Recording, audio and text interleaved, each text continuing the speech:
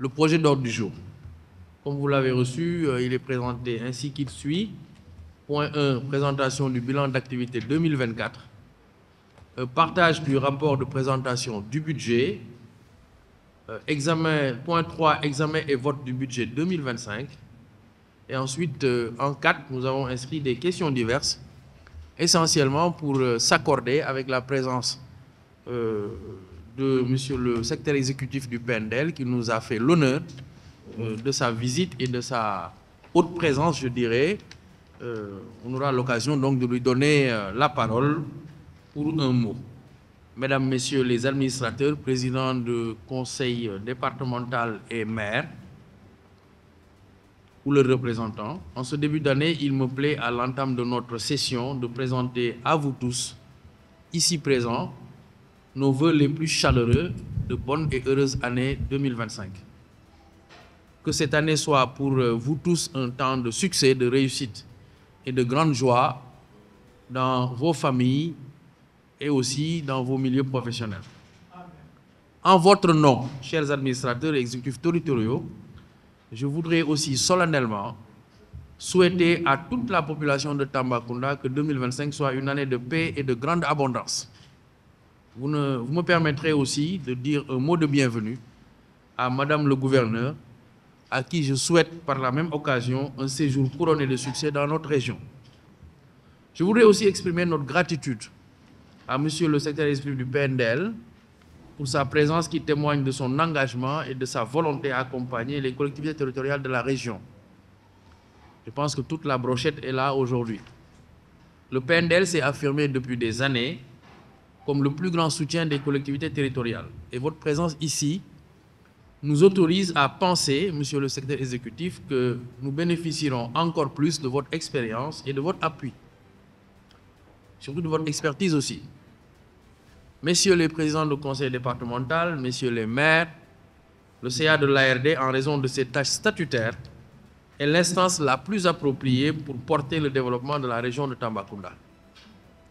Nos délibérations sont donc cruciales dans la conduite de nos différents projets et dans la réalisation de notre ambition commune qui, in fine, est d'améliorer les conditions de vie de la population.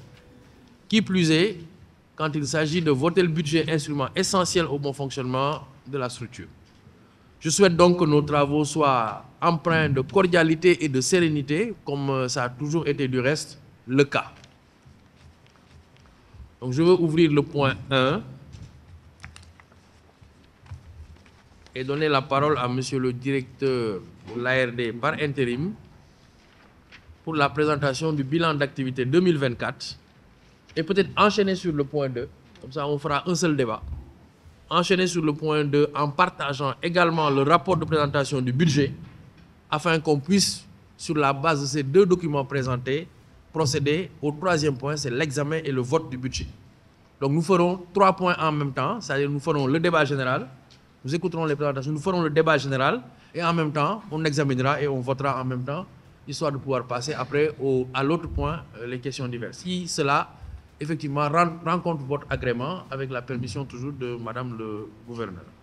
Et vous témoigne encore une fois de la disponibilité et la collaboration, en tout cas, de l'autorité administrative au niveau de la région et au niveau des départements aussi, sur ce que vous faites pour le développement de notre région. Je voudrais également féliciter toute l'équipe de l'ARD pour l'énorme travail qu'ils ont abattu en 2024. Nous avons suivi et compris le rapport d'activité. Je voudrais interpeller le nouveau secrétaire exécutif du PNL.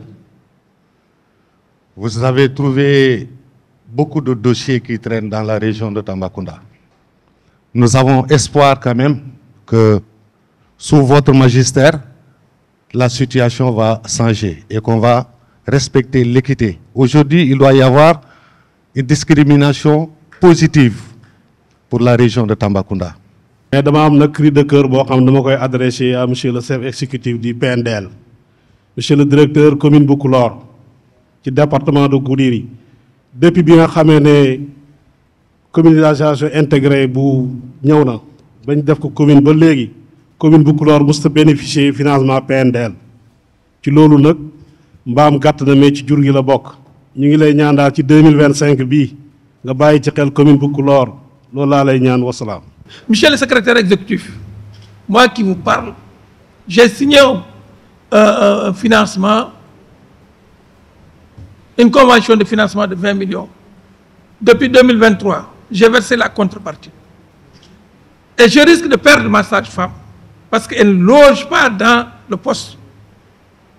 Il faut, pendant l'hivernage, à n'importe quelle heure, qu'il pleuve, qu'il vente, qu'il neige, qu'on aille la chercher pour qu'elle vienne consulter, surtout dans la nuit, s'il y a accouchement. Je vous demande vraiment de remédier à ça. Ça me tient à cœur. Depuis que l'équipe de Samba Gueye et le Soula, on nous a amené des directeurs. L'Assemblée générale des maires, je ne sais pas si c'est la même chose pour le président aussi. On a passé tout notre temps, les maires qui fréquentaient, ils ne répondent pas au téléphone. Il fait la tête des clients parce que aussi on sait que politiquement, il répondait à des commandes d'autres personnes qui n'ont rien à voir avec nous les maires. J'espère que vous, le directeur là, vous n'allez pas être comme ça, un directeur qui ne répond pas aux maires, qui rendez-vous, il s'en fiche, et ensuite, ça ne revient pas de en bas jusqu'à en haut pour le financement. Il a mis complètement à terre l'ARD. Moi, je me dis, il y a certaines communes qui sont privilégiées par rapport à d'autres. Il y a certaines régions ou certains arrondissements qui sont lésés, tels que la mienne. Parce que depuis 2014, je cours, je me déplace. Je fais plus de 600 km à Dakar. Je n'ai jamais eu de subvention de qui que doit. Le PNDL, je pense qu'avec l'arrivée du nouveau secrétaire exécutif, peut-être que cela sera corrigé. Et féliciter le directeur de l'ARD pour la présentation du rapport et le remercier aussi pour la célérité avec laquelle il conduit les affaires des collectivités territoriales. Et dire au secrétaire exécutif que nous sommes contents et c'est avec joie et fierté que nous l'accueillons chez nous. Et nous le remercions aussi pour son déplacement, venir vers les collectivités, les entendre et discuter avec eux. Et ça, c'est une démarche à saluer. Et je voudrais formuler un vœu. Soyez attentifs et accessibles aux collectivités. Quand je dis ça, je ne suis pas en train de dénigrer vos prédécesseurs. Mais il est difficile des fois qu'on contacte le secrétaire exécutif et le voir. Imaginez quelqu'un qui quitte Salémata, qui fait 700 km pour rencontrer le secrétaire exécutif, il ne peut pas le voir, il ne peut pas le joindre au téléphone. C'est difficile pour les collectivités. Mais je sais que vous avez pris l'engagement de réussir votre mission quand vous vous déplacez pour venir voir les collectivités. Je sais qu'on peut compter avec vous pour réussir. Et en même temps, vous dire qu'il y a des collectivités qui n'ont pas de convention de financement depuis 2017, ils attendent. Et comme disent certains collègues, il y en a qui successivement sont en train d'avoir des conventions de financement, alors que d'autres attendent depuis 2017. Donc il faut apporter des corrections par rapport à ça. Monsieur le directeur du PNDL, c'est une grande satisfaction pour moi de me retrouver face à vous, en souhaitant pour vous une réussite, parce que votre réussite, ce serait la réussite des collectivités territoriales de notre nation. Le Sénégal ne peut pas réussir sans une bonne politique de décentralisation, une bonne politique d'accompagnement des collectivités territoriales. Le PNDL a été bien conçu. Les débuts ont été très favorables. C'est à travers les PNDL que nous avons compris que les collectivités locales pouvaient prendre en charge le BCI.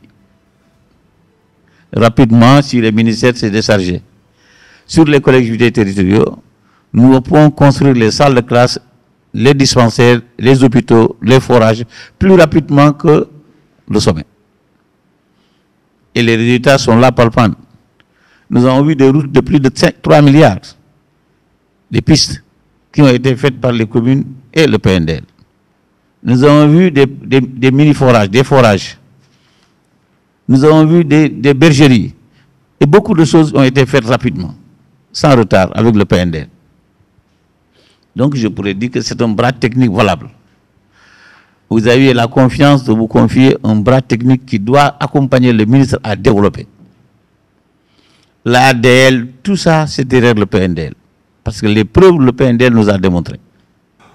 On peut dire que vous êtes pratiquement les seuls partenaires qui accompagnent les collectivités territoriales de façon directe. Parce que là aussi, c'est important. La fois passée, j'ai entendu le député Amadouba dire au niveau de l'Assemblée que les maires peuvent exécuter les projets. Et seul le PNDL attribue vraiment l'exécution des projets directement aux maires. Là, c'est important aussi, parce que les salles de classe, d'autres projets viennent construire ça à nos places, des cases de santé, des postes de santé. Et je vois, pour vous dire que le PNDL est vraiment important pour les maires. Di sant ak gërëm essa bi nga xamee ne tey jii mooy suñu gan te yaakaar naa ne tànk yu mu wone ñëw teewe conseil d'administration bi bëgg defar taxaw jàppale ñu moo tax mu def déplacement bi ñoo ngi koy rafetlu di la dalal jàmm yow ak sa délégation yëpp ma am yaakaar bu baax nag si yow parce que liñ fi jot a dégg neexul a dégg de signé ay convention te exécuté wu leen loolu neexul a dégg ma yaakaar ne tey jii loolu di nga si taxaw. Monsieur le secrétaire exécutif, nous vous disons félicitations. D'abord dans le sens de la prise en tout cas, de votre poste. Et aussi, nous prions le bon Dieu qu'il vous accompagne pour que vous puissiez réussir là où d'autres peut-être ont échoué. J'ose le dire comme ça parce que les populations attendent. Donc je pense que c'est le lieu de dire qu'on doit prier pour vous et avoir de l'espoir pour réussir, que vous réussissez à pouvoir satisfaire en tout cas toutes ces doléances qui seront présentées sur votre table. Monsieur le directeur, je vous en prie, moi je serai à vos côtés, vous demandez, je demanderai aussi vous rencontrer après, pour mieux étaler, parce que ce n'est pas dans ces réunions que nous pouvons tout dire et pouvons tout faire. Mais c'est ensemble que nous allons vous donner des lignes qui vous permettront quand même, demain, de pouvoir réussir la mission qui vous a été confiée. Parce que nous n'allons pas vous donner quelque chose que vous ne pouvez pas faire, mais nous allons vous donner une ligne que vous allez réfléchir vous-même avec vos techniciens, voir qu'est-ce qui est bien à faire, qu'est-ce qui n'est pas bon à faire. Donc nous allons vous accompagner. Nous sommes de la Serail parce qu'avec tant de collectivités territoriales, je peux dire que nous pouvons quand même vous apporter quelques réglages et vous accompagner pour vous appuyer en tant que simple conseiller à votre niveau. Je suis là en qualité de représentant du PE, empêché à la dernière minute. Je suis là aussi en qualité de gestionnaire du compte de dépôt de l'ARD. Et à ce titre, permettez-moi de vraiment féliciter l'ARD. Je le dis parce que de tous les comptes de dépôt, nous en avons 8 ans au niveau du Trésor. Donc de tous les comptes 8 comptes de dépôt dont nous disposons au Trésor, seul l'ARD respecte la procédure d'exécution des dépenses. En cela, je ne peux ne pas féliciter vraiment l'ARD. Parce que ce n'est pas une chose aisée. À chaque fois, on est obligé de faire des mises à jour, des mises à niveau. Parce qu'on est souvent confronté à des problèmes techniques. Je tenais vraiment à faire ce témoignage. Donc, pour moi, les questions, je dirais le fond, ont été abordées. Il n'y en a pas beaucoup. Donc, c'est le lieu de vous féliciter et de vous encourager et de sensibiliser le secteur exécutif qui est présent aujourd'hui. On a cette chance sur effectivement la possibilité d'accompagner davantage l'ARD, parce qu'elle joue son rôle d'accompagnement, de bras technique des collectivités, d'appui à la planification sur toutes les questions structurelles. Lorsque j'avais décidé de faire le tour du Sénégal, de participer au conseil d'administration des ARD, les gens m'ont dit il ne faut pas y aller. Parce que tous les maires vont vous parler de beaucoup de problèmes. C'est là où j'ai dit je vais y aller. Nous sommes venus avec une nouvelle ère. Nous sommes venus dans le cadre du Djubbanti. Et pour faire du Djubbanti, le Djuboulour, c'est un Djubbanti. Pour que nous puissions Djubbanti, c'est un Kholat. Vous avez vu en 2024, toutes les collectivités qui n'ont pas reçu de convention depuis 10 ans ont reçu. Donc 2014 a été l'année charnière.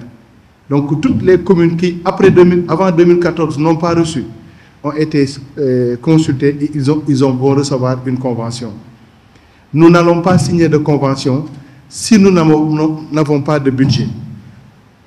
C'est pour cela qu'il y aura des dettes. Si vous signez alors qu'il n'y a pas de budget, c'est problématique.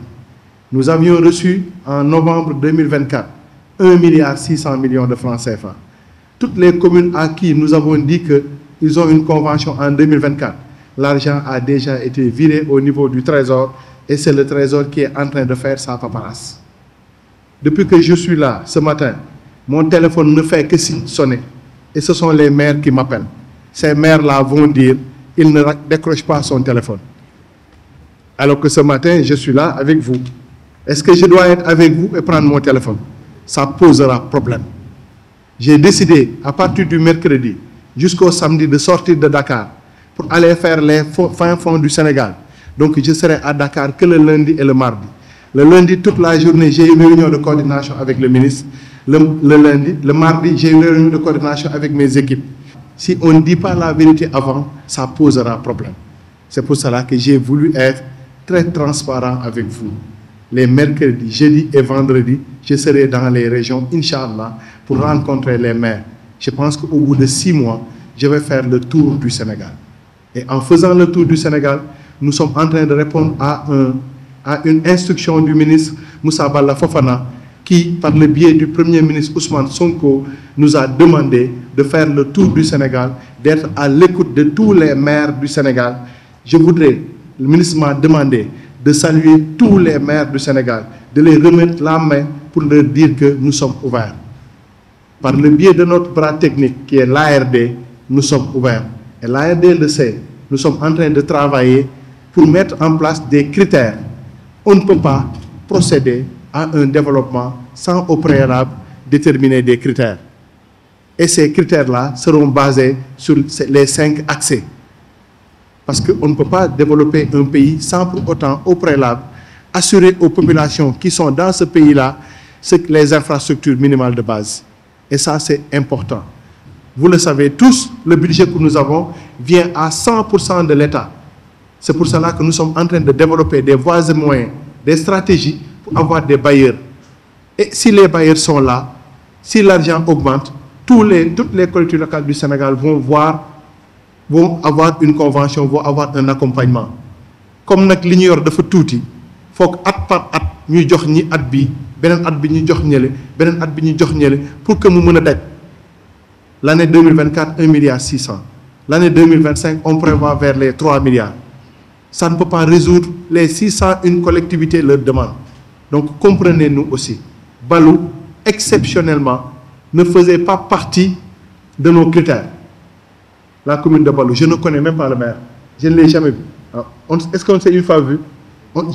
Maintenant, lorsque j'ai vu que lors des inondations, ils ont eu beaucoup de pertes, le ministre m'a instruit pour dire à Balou, il faut leur permettre au moins de remettre leur municipalité.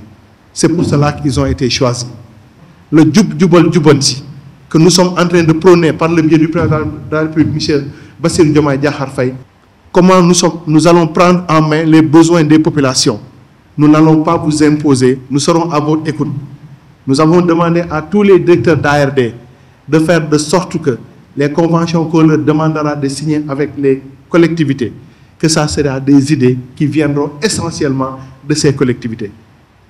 Par rapport au renforcement de capacité, nous allons vous accompagner parce qu'on a une nouvelle vision pour que vous puissiez arrimer vos plans par rapport à cette nouvelle vision-là. Nous sommes en train de mettre en place, de voir les consultants pour vous accompagner afin qu'on puisse faire de ce Sénégal un Sénégal juste, un Sénégal prospère et un Sénégal souverain. Pour l'adoption du projet de budget 2025 proposé par l'ARD, personne qui est contre, j'imagine. C'est voté à l'unanimité. Nous remercions les administrateurs pour effectivement avoir accédé à la demande de monsieur le directeur qui nous a présenté le budget et que nous avons voté à l'unanimité. Je voudrais également dire merci à monsieur le directeur par intérim de l'ARD et tout le personnel de l'ARD pour la qualité des documents et leur profondeur, mais aussi leur justesse, sans aucune négligence, avec beaucoup de pertinence. Et aussi merci à tous les administrateurs, maires et présidents du conseil départemental, c'est-à-dire chefs exécutifs locaux, pour leur présence et également leur implication. Je vous remercie, la séance est levée. Merci. Merci.